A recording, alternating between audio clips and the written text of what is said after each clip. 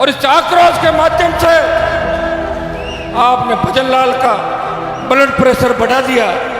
वो गर्मी के अंदर हर 15 मिनट में पूछ रहे हैं कि कहीं कूच तो नहीं हो गया। मैं तो घर के बाहर हूँ, मुझे लड़ना पड़ता सड़क पे, और मैं लड़ता तो तुम मुझे हरा देते नागौर में पक्का लोकसभा के अंदर। हाँ, 4 लाख वोट आ जाते, 50,000 से हार जाते। सरकार ये कह रही है कि वे एक बार हमसे बात करो। भजनलाल जी कह रहे हैं कि आपका झगड़ा मेरे से हो सकता है, लेकिन आपका मुद्दा तो ऐसा ही भर्ती और ये दोनों मामले हैं। मुझे एक दिक्कत है, मुझे डर ही तो नहीं लगता। कांग्रेस ने भी मेरी पीठ में छुरा घोंपा, अलायंस कर रही थी, करते करते बाड़मेर वाले को बरगला के ले गए और नागौर का भी किधर भी कूच करें। ये तो बच्चे हैं, गर्मी ज्यादा है। आपका तो टारगेट सीधा पुलिस होती है, पुलिस को देखते ही उसके पीछे भागते हो। जिस तरह सांड लाल रुमाल को देख के भागता है। आशीर्वाद दिया उचित तरह। आक्रोश के माध्यम से आपने भजनलाल का ब्लड प्रेशर बढ़ा दिया। वो गर्मी के अंदर हर 15 मिनट में पूछ रहे हैं कि कहीं कूच तो नहीं हो गया। मैं तो घर के बाहर हूं। मुझे लग रहा है कि उन्होंने प्रोग्राम दिल्ली का इसलिए बना लिया पहले से ही कि कूच नहीं हो जाए, निकल दिल्ली जाके बैठ जाओ।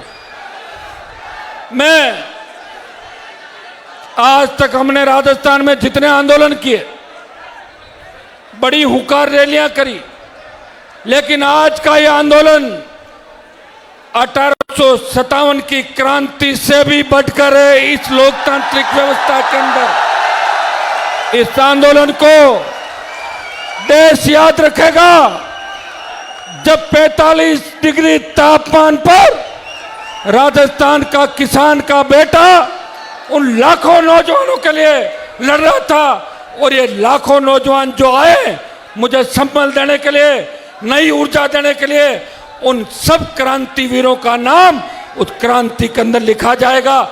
इस प्रत्येक नौजवान ने इस रैली के अंदर भाग लिया। इस रैली की मैं विशेषता आपको बता दूं, आज तक जो रैलियां मैंने करी, उन बीच में मत बोलो भाई, सुन लो, बीच में मत बोलो, कोई बैठे रहो।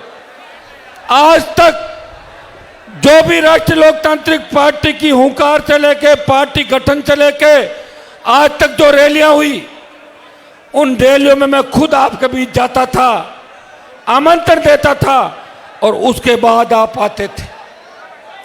यह पहली रैली है जिसमें हनुमान बेनीवाल ने आह्वान किया कि उठो, उठो मेरे छोटे भाइयों, बदल दो राजस्थान की व्यवस्था।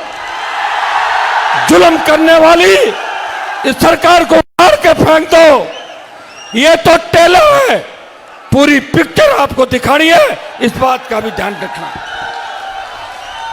आज मैं पूछ रहा था एक बस वाले से, मैंने कहा बस का किराया कितना लेते हो? बोले 40,000। दिया किसने? बोले इकट्ठे होकर सवारियों ने दे दिया 40,000। यह कितना बड़ा आंदोलन है कि तेल डलवाने से लेके, खाने पीने की व्यवस्था से लेके, बसों, गाड़ियां, खुद की पर्सनल गाड़ियां, जिस तरह वॉलंटियर खड़े हैं। आज एक नई चीज देख रहा हूं कि मंच पे भागने की होड़ कम कर रहे हैं ज्यादातर। और मैं आपको एक बात कहना चाहता हूं कि मेरे आला कमान आप हो। मेरे घर के अंदर किसी नेता की फोटो नहीं, किसी के इंदिरा गांधी की मिलेगी, किसी के सोनिया, राहुल, प्रियंका, रोजूर का कांग्रेस का जीजा जी उसकी मिलेगी, और भारतीय जनता पार्टी में मोदी, अमित शाह से लेके कोई 150 फोटो मिलती है भारतीय जनता पार्टी के विधायकों के।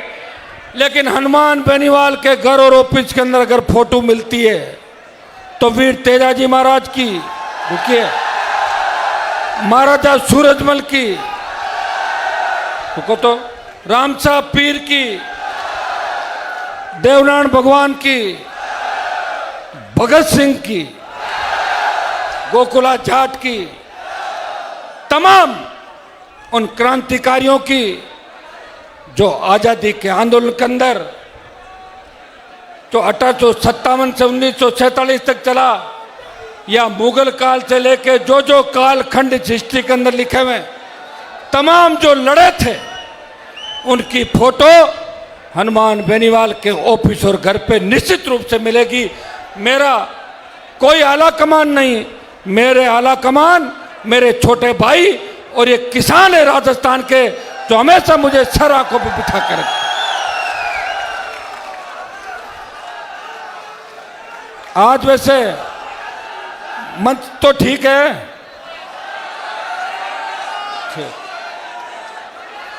बैठ जाओ। अब जो ज्यादा देर तक इस आंदोलन में 1 महीने से काम कर रहे थे, मैं देख रहा हूं एक एक चेहरे देखो, जो नीचे बैठ के भी ये कह रहे हैं भाई साहब हम नीचे ही ठीक हैं। आप निश्चिंत रहें, जो जिसने सबसे ज्यादा काम किया, जब हमारी पार्टी के संगठन की सूची निकलेगी तो आपको सबसे ज्यादा वही व्यक्ति आएंगे जो सबसे ज्यादा धरातल पे काम कर रहे हैं। और क्योंकि आज ये कोई राजनीतिक रैली नहीं है, ये आपके सम्मान की रैली है। मुझे कुछ नेताओं ने कहा कि कहाँ रद्द होनी, ऐसा ही भर्ती क्यों खराब हो रहे हो, मुझे कहा धूप से आपका रंग भी काला पड़ जाएगा। मैंने कहा मेरा तो पड़ा हुआ काला आधा तो पहले से, क्योंकि कई नेता यहाँ इससे नहीं आते, गर्मी बहुत है, बरसात का मौसम आएगा जब आ जाएंगे। और यह 28 का जब चुनाव होगा तो 27 लास्ट से लेकर 28 के बीच वो घूमेंगे यहाँ मुख्यमंत्री बनने के लिए। कांग्रेस और भारतीय जनता पार्टी ने तो अलग अलग नारा दिया है। कांग्रेस का नारा है खाओ और खाने दो, रुको। और बीजेपी का नारा है खाओ और गुर्राओ। एक सांपनाथ है, दूसरा नागनाथ है। भाइयों, मैं आमंत्रित मैंने किया था बहुत से नेताओं को, मैंने कहा आओ मेरा साथ दो, आओ ना आप, लाखों लोग जहां बैठे, क्यों नहीं आ रहे हो वहां पे? आप तो मामले उठाए थे, उठा के रवाना हो गए, मेरे गले में बांध दिया सारा का सारा। और मैं लड़ रहा हूं, ये आंदोलन खत्म नहीं होगा। मैं सिर्फ ये देखना चाहता था कि जिन धरती पुत्रों के मैं लड़ रहा हूं, जिन किसान के बेटे बेटियों के लिए लड़ रहा हूं, आखिर वो मेरी आवाज पे कितनी तादाद में पहुंचते हैं, ये मैं देखना चाहता था राजस्थान के अंदर। और आज मुझे पूरा भरोसा हो गया कि मुझे कितना भी लड़ना पड़े मैं लड़ूंगा, आपको सम्मान दिलाऊंगा, उस राजस्थान को सम्मान दिलाऊंगा जो भ्रष्टाचार और अपराध का कलंक राजस्थान के माथे पे लिखा है। जिस तरह हमारी बहन बेटी अबला नारी की जो चीख पुकार राजस्थान से निकलती है, मैं विश्वास दिलाता हूं उन माफियाओं को छुपने को जगह नहीं होगी, वो बिलों में घुस जाएंगे। ऐसा राजस्थान आने वाले समय के अंदर आपका भाई आपको देगा। आप हिम्मत रखें, हौसला रखें। आपको भी गुस्सा बहुत आता है, मेरे को तो कम आता है गुस्सा। आजकल मैंने कंट्रोल कर लिया बहुत ज़्यादा, क्योंकि आपकी मेरी उम्र में अंतर है। मैं जब कॉलेज में पढ़ता था तब कहता था चलो, यूनिवर्सिटी में आया थोड़ी देर चलो, फिर एमएलए एमपी बना, मुझे आपकी चिंता रहती है लाखों लोगों की। अभी करने को तो मैं तुम्हें कूच कराऊं और सारे जयपुर में रुको एक बार, तो जाओ, रुको, अभी बहुत टाइम पड़ा बाकी, रुक जाओ। आज रुके भाई, सुनो मेरी, आज गर्मी ज्यादा है और उस गर्मी में भी आप और गर्माहट ला रहे हो। आक्रोश इसका नाम दिया है, आक्रोश रैली। और इस आक्रोश का परिणाम ये निकला कि भजन लाल जी तो दिल्ली गए, जो गए सारे मंत्री राजधानी छोड़ के भाग गए, पता नहीं किसके घर पे आ जाए। भाई हनुमान जी का कोई भरोसा नहीं, कह दे इधर नहीं इधर ही चलो, निकल पड़ो सारे एक सारे। तो राजधानी नेताओं से खाली हो गई। कोई मिनिस्टर नहीं राजधानी के अंदर। यहां सरकार बात करना चाहती है। कई मेरे साथी सोशल मीडिया पर लिखते हैं, जो मेरे ही मंच से तैयार होकर भागे थे, रण छोड़ के भागे, दूसरी जगहों पर चले गए, वो लिखते हैं कि हनुमान जी तो राजस्थान के नौजवानों को बरगलाते हैं। आप ये बताओ, मैंने किसी नौजवान से जमीन पे कब्जा करवाया क्या राजस्थान के अंदर? मैंने किसी नौजवान को शराब का काम करने का कहा क्या राजस्थान में? मैंने किसी नौजवान को माफिया, गुंडागर्दी, बदमाशी या मारपीट या दादागिरी की बात कही क्या कभी? अगर बड़े भाई के नाते कमरे में तुम्हें डांट दिया, देखो कमरे में डांट दिया इसका मतलब कम प्यार करता हूं, और सबके सामने डांट दिया मतलब ज्यादा पसंद करता हूं, यह भी ध्यान रखो। इसलिए थोड़ी आदत भी डाल लो कि अभी तक हमें डांटा नहीं मतलब वो नजर में नहीं है, मैं बता दूं आपको। और आज मैं आराम से अच्छे मूड में रहूंगा, आप निश्चिंत रहें। और आप देखोगे कि हनुमान जी आज आपको धन्यवाद दे रहे हैं कि मैं तो तकलीफ यहाँ पा रहा हूँ, 1 महीने से कोई दिक्कत नहीं, 25 साल हो गई, मैं तो एमएलए एमपी भी बन गया, 6 बार जीत गया, 1 बार छोटा भाई जीत गया, पिताजी रह गए। मुझे तो बहुत कुछ दिया मेरे परिवार को, और तमाम उन बड़े लोगों को जो बरगलाते थे उनको घर बिठा के नई लीडरशिप राजस्थान में तैयार की, नए नेता तैयार किए, नए मंच दिए। ये जितने लोग मंच पे बैठे हैं, ये कांग्रेस बीजेपी की रैली के अंदर हमारे इन लोगों का नंबर कभी नहीं आता। जब मैं बीजेपी में था, अटल बिहारी वाजपेयी की रैली थी, तो मैंने कहा मेरा माड़ा में ही नाम डाल दो। बोले आपका नाम नहीं डालेंगे, आप बीजेपी में अभी पद पे नहीं हो। तो मैं अध्यक्ष था यूनिवर्सिटी का, आप समझ रहे हो, 98-99 की बात है भाई। और अटल जी की रैली भी इससे कम ही होती थी, 20,000 लाते थे और 3 लाख लिखते थे अखबार के अंदर।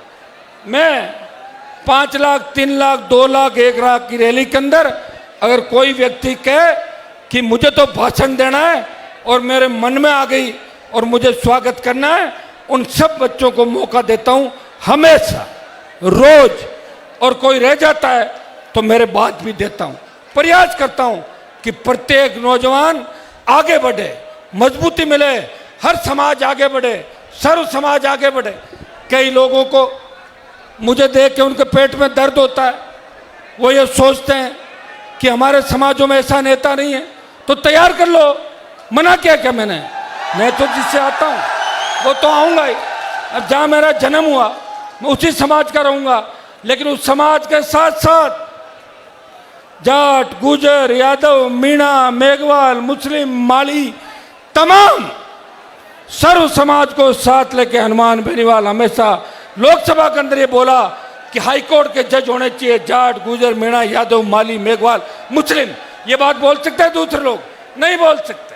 वो खुद के समाज की बात करते हैं, सोशल मीडिया पे बात करते हैं और ऐसा नारा देते हैं जिससे जातीय जहर घुले राजस्थान के अंदर।